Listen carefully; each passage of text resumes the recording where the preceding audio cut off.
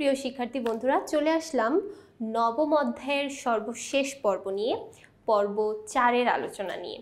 এই পর্বে আমরা আলোচনা করব আমাদের এই রেয়ামিল থেকে যে গাণিতিক সমস্যাগুলো থাকতে পারে, অর্থাৎ শর্ট কোশ্চেনের মধ্যে যে ছোট ছোট গাণিতিক সমস্যাগুলো থাকতে পারে সেই সম্পর্কিত কিছু কোশ্চেনের আলোচনা নিয়ে। তো আমাদের আজকের পর্বে প্রথম প্রশ্নে দেখো এখানে থাকছে 28 নং প্রশ্ন। খুব সুন্দরভাবে এখানে অনেকগুলো এন্ট্রি দেওয়া আছে। এখন বলা হয়েছে যে এই এন্ট্রিগুলোর মধ্য থেকে কোন কোন এন্ট্রিগুলো রেয়ামিলে অন্তর্ভুক্ত হবে না। তো প্রথমে আমরা একটু রিভিউ করে নিই যে কোন কোন এন্ট্রিগুলো সাধারণত আমাদের রেয়ামিলে কখনোই আসে না। আমরা একটু যদি মনে করার চেষ্টা করি, আমাদের রেয়ামিলে সাধারণত প্রারম্ভিক হাতে নগদ এবং প্রারম্ভিক ব্যাংক জমা কখনো আসে না। নগদ আর হচ্ছে ব্যাংক, এগুলো আসে না। তারপরে সমাপনী মজুদ পণ্য, এটা হচ্ছে সমাপনীটা আসবে না। তারপরে আবার যেটা আসে না সেটা হচ্ছে সম্ভাব্য আয় এবং দায়। সম্ভাব্য আয়, দায়, সম্পদ, অর্থাৎ সম্ভাব্য রিলেটেড যা যা কিছু আছে সেই বিষয়গুলো কখনো রেয়ামিলে আসে না।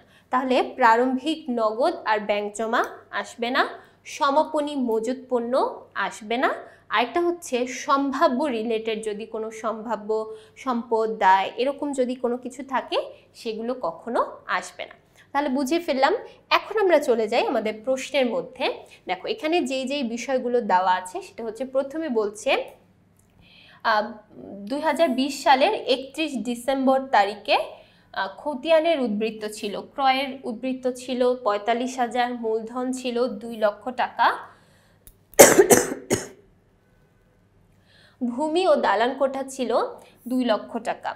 এবার আসো মজুদ পণ্য 31 তারিখ, অর্থাৎ এটা হচ্ছে আমাদের সমাপনী মজুদ পণ্য। তাহলে সমাপনী মজুদ পণ্য দেওয়া আছে 70,000 টাকা। ব্যাংক জমা, দেখো ব্যাংক জমার মধ্যে লেখা আছে 31, তার মানে এটা হচ্ছে সমাপনী ব্যাংক জমা। সমাপনী ব্যাংক জমা দেওয়া আছে 50,000 টাকা। কমিশন দেওয়া আছে 20,000 টাকা। হাতে নগদ, দেখো হাতে নগদ দেওয়া আছে 1 তারিখ, তার মানে এটা হচ্ছে আমাদের প্রারম্ভিক হাতে নগদ। তাহলে প্রারম্ভিক হাতে নগদ দেওয়া আছে 60,000 টাকা। এখন এই যে তথ্যগুলো আমরা পেলাম, এই তথ্যগুলো থেকে কোনগুলো রেয়ামিলে আসবে না? আমরা একটু আগেই দেখেছি রেয়ামিলে সাধারণত আসে না প্রারম্ভিক ব্যাংক জমার হাতে নগদ, যেমন এই যে এটা দেওয়া আছে প্রারম্ভিক ব্যাংক জমা হাতে নগদ। আরেকটা আসে না হচ্ছে সমাপনী মজুদ পণ্য। এই যে দেখো সমাপনী মজুদ পণ্য দেওয়া আছে 70,000 টাকা। তাহলে এই দুইটাই আমাদের রেয়ামিলের মধ্যে আসবে না। এই যে এখানে আমরা খুব সুন্দরভাবে দেখতে পাচ্ছি যে সমাপনী মজুদ পণ্য যেটা 31 তারিখের 70,000 টাকা, এটা আসবে না, এবং হাতে নগদ যেটা 1 তারিখের অর্থাৎ প্রারম্ভিক, এটা আসবে না। তাহলে দুইটার যোগফল হচ্ছে 1,30,000 টাকা। এই 1,30,000 টাকা আমাদের রেয়ামিলে আসবে না। এরপর চলে যাচ্ছি 29 নং প্রশ্ন। বিনিয়োগের সুদ প্রাপ্তি 7,000 টাকা, ঋণের সুদ বকেয়া 2,200 টাকা, অগ্রিম প্রাপ্ত কমিশন 3,000 টাকা, মূলধন 1,20,000 টাকা, মেশিন ও যন্ত্রপাতি 79,000 টাকা, ক্রয় 28,000 টাকা, পাওনাদারের বার্তা সঞ্চিতি 700 টাকা হলে অনিশ্চিত হিসাবে কত টাকা বসবে? দেখো এখানে আমাদের প্রথমে দেখতে হবে কোনটা কোনটা ডেবিট এবং কোনটা কোনটা ক্রেডিট। আমরা যদি ডেবিট এবং ক্রেডিটটা বের করে ফেলতে পারি তাহলে আমরা বুঝতে পারবো যে অনিশ্চিতের মধ্যে কি কি আসবে। তো প্রথমে আমরা দেখি বিনিয়োগের সুদ প্রাপ্তি, এটা আমাদের ক্রেডিট সাইডে বসবে। তারপর ঋণের সুদ বকেয়া, এটাও আমাদের ক্রেডিট, যেহেতু দায় এটা বকেয়া। তারপরে অগ্রিম প্রাপ্ত কমিশন, এটাও আমাদের দায়। তারপরে মূলধন, এটাও দায়, তার মানে এটাও ক্রেডিট। মেশিন ও যন্ত্রপাতি, যেহেতু এটা সম্পদ, এটা হয়ে যাচ্ছে ডেবিট। তারপর ক্রয়, এটাও ডেবিট, এবং পাওনাদারের বার্তা সঞ্চিতি, এটা সবসময় ডেবিট। তাহলে দেখো ফার্স্টে আমাদের ডেবিট দিকের যোগফল আর ক্রেডিট দিকের যোগফল, দুইটার যোগফল বের করতে হবে এবং দুইটা বিয়োগ করে ফেলতে হবে, তাহলে আমরা বুঝতে পারবো যে আমাদের ঠিক কতটুকু ইমব্যালেন্স আছে। তাহলে দেখো প্রথমে আমরা ডেবিটের যোগফলগুলো, এই যে ডেবিট হচ্ছে এটা, এটা এবং এটা, তাহলে এই যে তিনটা হচ্ছে আমাদের ডেবিট দিকের যোগফল, পেয়ে যাচ্ছি 1,07,700 টাকা। আর ক্রেডিট কোনগুলো? 7,000, 2,000, 200, 3,000 এবং 1,20,000 টাকা। তাহলে এই যে এইগুলো হচ্ছে আমাদের ক্রেডিট দিকের যোগফলটা।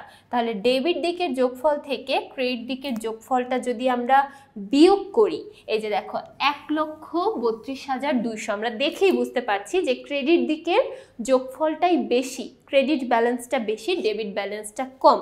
তাহলে অনিশ্চিত হিসাবটা বসবে ডেবিট দিকে, যেই দিকে কম আছে সেই দিকে আমাদের অনিশ্চিত হিসাবটা বসবে, এবং এটা অবশ্যই তোমার লিখে দিতে হবে কোন পাশে তোমার এই অনিশ্চিত হিসাবটা বসবে। এটা না লিখলে কিন্তু ফুল মার্কস অবশ্যই পাবে না।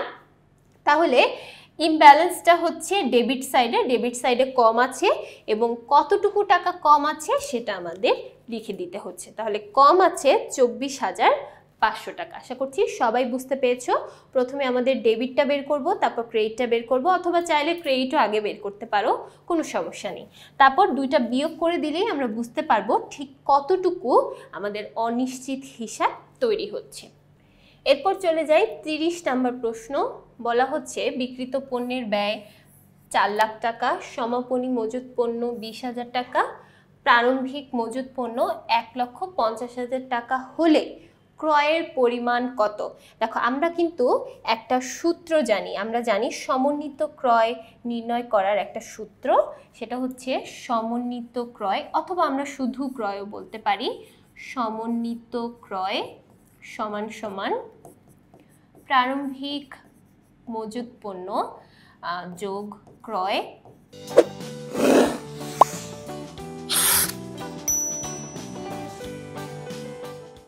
বিয়োগ সমাপনী মজুত পণ্য। এখন এই যে সমন্বিত ক্রয়, এটাকে আমরা বিক্রিত পণ্যের ব্যয়ও বলতে পারি, বিক্রিত পণ্যের ব্যয়। আচ্ছা, তাহলে এটা হচ্ছে আমার সূত্র। এখন আমরা একটু সূত্রতে যদি মান বসাই, দেখো বিক্রিত পণ্যের ব্যয় আমার দেওয়া আছে 4 লক্ষ টাকা, তারপরে সমাপনী মজুত পণ্য দেওয়া আছে 20,000 টাকা, আর প্রারম্ভিক মজুত পণ্য দেওয়া আছে 1,50,000 টাকা।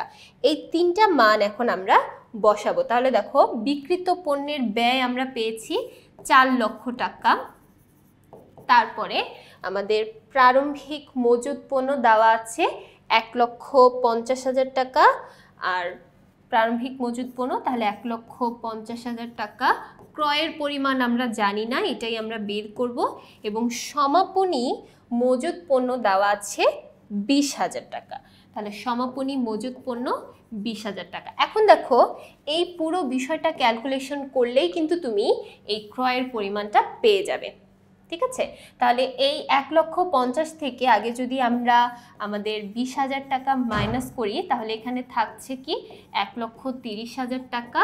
আর এবার আমরা কি করব, এই যে 4 লক্ষ টাকা, এই 4 লক্ষ টাকা থেকে 1,30,000 টাকা মাইনাস করলেই কিন্তু দেখো এই যে এখানে ক্রয়ের পরিমাণটা পেয়ে যাচ্ছ। তাহলে দেখো ক্রয়ের পরিমাণটা কত থাকছে, 2 লক্ষ। দেখো এখানে ক্রয়ের পরিমাণটা তাহলে থাকছে 2,70,000 টাকা। আশা করছি বুঝতে পেরেছো। এখানে মেইন বিষয়টাই হচ্ছে আমার সূত্র। আমরা যদি এই সূত্রটা মনে রাখতে পারি, কিভাবে আমাদের সূত্রটা আসলো এবং সূত্রটা কি, এটা মনে রাখতে পারলে সেই সূত্র অনুযায়ী মান বসিয়ে তুমি নিজেই কিন্তু ক্যালকুলেশন করে বের করতে পারবে। তাহলে সূত্রটা অবশ্যই আমরা একটু মাথায় রাখবো। এবার চলে যাই 31 নং প্রশ্ন। মিস্টার রহিম সাহেব ব্যবসায় সমাপনী মজুত পণ্য 40,000 টাকা, প্রারম্ভিক মজুত পণ্য 50,000 টাকা, ক্রয় 35,000 টাকা, বহির ফেরত 2,000 টাকা।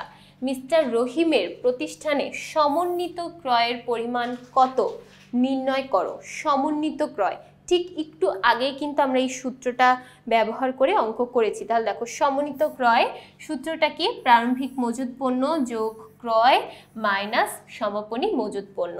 তাহলে দেখো আমরা এখন মান বসাবো। প্রারম্ভিক মজুত পণ্য দেওয়া আছে এই যে 50,000 টাকা, ক্রয় দেওয়া আছে 35,000 টাকা, তারপরে সমাপনী মজুত পণ্য দেওয়া আছে 40,000 টাকা, এবং যেহেতু আমাদের এখানে বহি ফেরত দেওয়া ছিল, বহি ফেরতটা অবশ্যই ক্রয় থেকে মাইনাস করে লিখতে হবে। তাহলে এই যে এই ব্র্যাকেটের মধ্যে কিন্তু আমরা 35,000 থেকে বহি ফেরত মাইনাস করে তারপর দেখাচ্ছি। বহি ফেরত মানে হচ্ছে ক্রয় ফেরত। যদি কখনো ক্রয় ফেরত দেওয়া থাকে অবশ্যই সেটা ক্রয় থেকে মাইনাস করে আমাদের দেখাতে হবে। তাহলে মাইনাস করলে থাকছে 33,000, এবং তারপর পুরোটা নর্মালি ক্যালকুলেশন করলে আমরা এই যে লাস্টে পেয়ে যাচ্ছি 43,000 টাকা। এই 43,000 টাকাই হচ্ছে আমাদের সমন্বিত ক্রয়ের পরিমাণ। এরপর চলে যাচ্ছি আমাদের সর্বশেষ প্রশ্ন। মিতা এন্টারপ্রাইজ তার ব্যবসা প্রতিষ্ঠানের খতিয়ান উদ্বৃত্তগুলো হচ্ছে সেবা আয় 40,000, আয়কর 70,000, মণিহারি ক্রয় 40,000, সমাপনী মণিহারি 20,000, প্রদেয় হিসাব 10,000, প্রারম্ভিক মণিহারি 9,000, বেতন 50,000। তাহলে মিতা এন্টারপ্রাইজের মণিহারি খরচের পরিমাণ দেখো, অনেকগুলো এন্ট্রি এখানে দেওয়া আছে। আমরা শুধুমাত্র মণিহারির অংশটুকুই বের করব, বাকি যেগুলো আছে সেবা আয়, আয়কর, এইগুলো কোনোটাই আমাদের এই অঙ্কের জন্য লাগবে না। তাহলে আমরা এখান থেকে খুঁজে খুঁজে বের করব যেগুলো আমাদের মণিহারি রিলেটেড আছে সেইগুলো। তাহলে আমরা একটু দেখি যে মণিহারি রিলেটেড আমাদের কি কি আছে। দেখো, প্রথমে বলেছে মণিহারি ক্রয় করা হয়েছে 40,000 টাকা, তারপর সমাপনী মণিহারি আছে 20,000 টাকা, আর প্রারম্ভিক মণিহারি ছিল 9,000 টাকা। তাহলে এই তিনটাই শুধুমাত্র আমার এখানে মণিহারি খরচ বের করার জন্য দরকার, বাকিগুলো দরকার নেই। তাহলে দেখো, যখন এরকম প্রারম্ভিক সমাপনী ক্রয় এই রিলেটেড থাকবে, ওই একটা সূত্রই আমরা ফলো করব। প্রথমে প্রারম্ভিক, তারপর ক্রয়, তারপর মাইনাস সমাপনী। প্রারম্ভিক, এটার সাথে ক্রয় যোগ এবং মাইনাস সমাপনী। এই জিনিসটা ফলো করলে এটার সাথে মণিহারি থাকুক, ভাড়া থাকুক, সাপ্লাইজ থাকুক, যাই থাকুক, সবগুলোই কিন্তু তুমি অ্যান্সার করতে পারবে। তাহলে সূত্রটা কি? প্রথমে মণিহারি, প্রথমে প্রারম্ভিকের সাথে যোগ করতে হবে ক্রয়, অর্থাৎ নতুন করে যেটা ক্রয় করছো সেটা, এবং সেই যোগফল থেকে বিয়োগ করতে হবে বা মাইনাস করতে হবে সমাপনী অংশটুকু। তাহলে দেখো, প্রারম্ভিক ছিল 9,000, এটার সাথে যোগ করলাম আরও যেটা ক্রয় করা হয়েছে সেটা, তো টোটাল আসলো 49,000, এবং 49 থেকে আমরা বিয়োগ করে দিচ্ছি সমাপনী পরিমাণটা।